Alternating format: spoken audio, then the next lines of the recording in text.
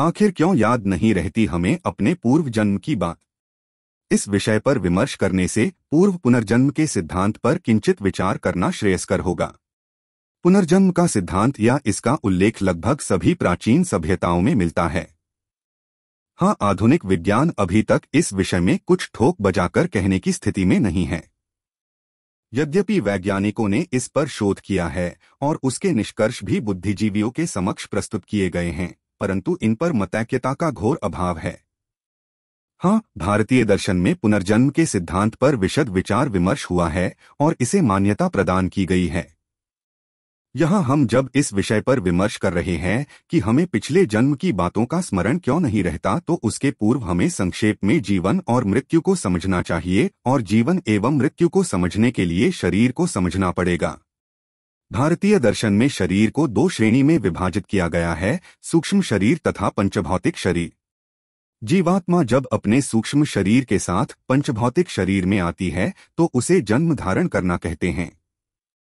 जब जीवात्मा अपने पंचभौतिक शरीर का त्याग कर देती है तो उसे मृत्यु की संज्ञा दी जाती है।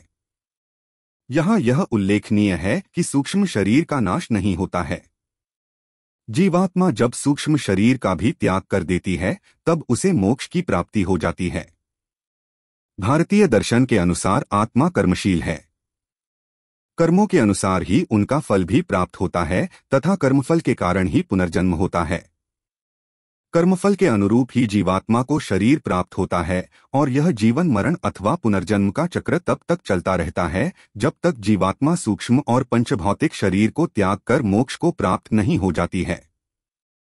संक्षेप में कहें तो जीवात्मा की अवस्थाएं हैं जन्म, जीवन और मरण।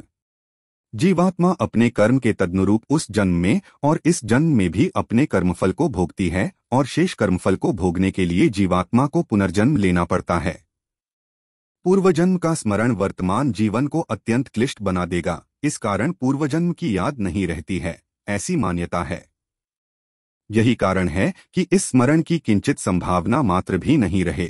इसके लिए सनातन धर्म में पंचभौतिक शरीर के अंतिम संस्कार के समय कपाल क्रिया का विधान किया गया है।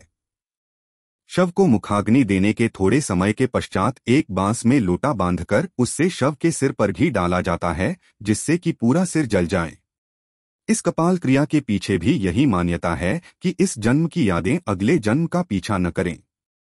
कहते हैं मानव मस्तिष्क की संरचना ऐसी है कि वह अधिकतर बातों को याद नहीं रख पाता है।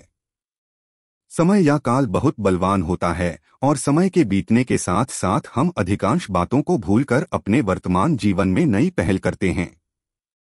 मानव की यही प्रकृति रूढ़ होती जाती है और पुनर्जन्म में उसे कोई बात स्मरण नहीं रहती है। यदि ऐसा नहीं होता तो संभवतः इस सभ्यता, इस संस्कृति का स्वरूप कुछ और होता। पूर्वजन्म का बोध मनुष्य को इस जन्म में कोई नई पहल करने ही नहीं देता।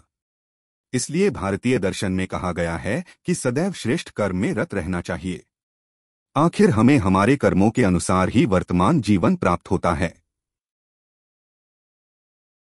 अगर आपको वीडियो पसंद आया हमारे चैनल को सब्सक्राइब करें, वीडियो को लाइक और शेयर करें। धन्यवाद।